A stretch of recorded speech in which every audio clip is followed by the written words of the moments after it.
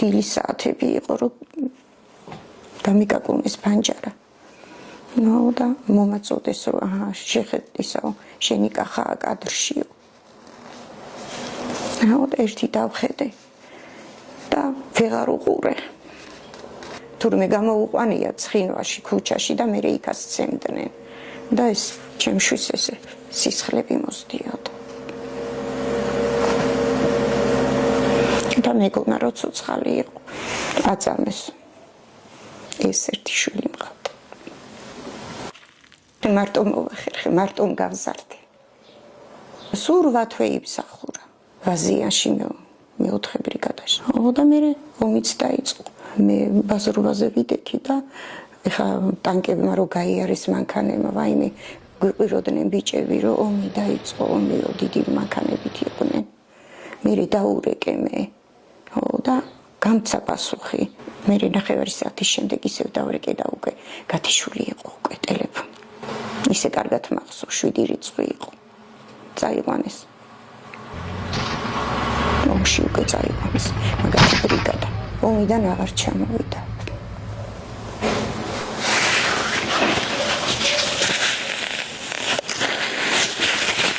როგორ ეძებდით? ვეძებდი, იქ ჩავედი მეოთხე ბრიგადაში. აქედან ტრანსპორტიც არ იყო, მაგრამ ერთ მაგაცმა წამიყვანა. რო შევედი არა, ბიჭები იდგნენ და ვისი მშობელი ხარო. ძალიან ბევრი ბოტასები იყო, აი ესე ხროვა, ალბათ ვინც გარდაცვლილები იყვნენ იმათები. გამოვიდა მე უფროსი და მითხრა, რომ კახა ხუბლურიო, ან ტყვეთ ჩავარდაო, ან გაიქცაო. ეს რომ მითხრა, მე გადავარდნილ ვარ ცუდად გავხდი. ჰოსპიტალში ვიყავით, იქ თქვეს, რომ ტყვეები უნდა მოიყვანო. წავედი, ამდე ხალხში შევძვერი, შევედი და დავდექი ამ იმ ოსებთან. მე თვითონ ოსის არ, დედა ვარ. ხო და მე უთხარი შევეკითხე, ჩემი შვილი მეთქი თქვენთან არის და იქნება მეთქი რამე მითხრა. ესე ამიწიეს ხელი. და მე მეგონა ალბათ მეთქი ცოცხალია ჩემი შვილი მეთქი. და თურმე ალბათ მკვდარს გამოგიგზავნით. მართლა გამომიგზავნეს მე მკვდარი.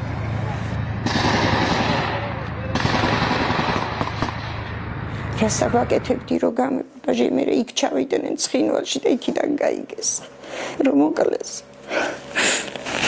დავიყურე ყველანაირად დავიყურე. დავდიოდი და ვტიროდი, მეთქი რა გავაკეთო. ილია მეორემ გადმოასვენა ჩემი შვილი. 5 მიცვალებულიდან 1 მეხუთე ნომერი ჩემი კახა იყო. ახალი წელი მოდიოდა რომ დამირეკეს. ჩამოასვენე თუ რაო. ჩემი ბიჭი ლამაზიც იყო. ამას რო ეტყოდნენ ისე. რა ვქნო ვისაგავსო მამასაო და არა მე დედას ვგევარ. დედასა ვგევარო.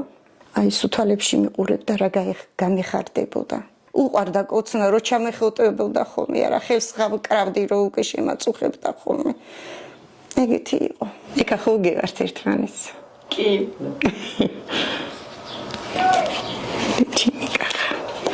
ეს მარტო თვითონ ჯარში. ჟოზე ხო ვერ ვიდგებიო, სამსახურები არ იყო, ჭირდა მაშინ.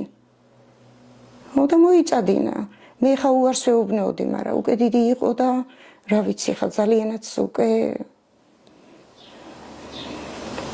ვერაფერი ვეღარ წავიდა. ბოლოს ფანჯარა მომიკაკუნა, მე განერვიანე უკვე ხდებოდა ჩემი გული, ხა დედის გული ხო იცით. ხო და გავიქეცი, გავაღე, კარები შემოვიდა, ისე გამეხარდა რომ დავინახე. ხო და მიმღამისით მე მივდიოდი ლილოში. და ისაო დედაო, ისაო დასაცმელი გამირეცხერაო. შენ კიდევ გამიჭირებ ხოლმე მეთქი. დედა მოუკვდეს მაგას, ხო. დაიყო მეთქი ისა. ეხა უნდა წავიდე სადაც აღამე მეთქი და მიყურა და ეხლა მაშინ არც სარეცხის მანქანები იყო. და მაშინაო დედაო წყალი გამიცხელეო ჩამიყარეო იმაშიო წყალშიო და მერეო დილით ადრე ავდგები და მე თვითონ გავრეცხაო ეგრე რომ მითხავი მე მეთქი რა სამრავ და ისევ დავდექი და გაურეცხე გაუფინე რომ მოვედი ხა ყოველთვის ვიცოდი ხო ხარას მოუტადი ხო მე ჩათითა ხარას უყიდე რაღაცები მოვიდა იქასაც დაჯდა ესე ნაპირზე და ტელევიზორს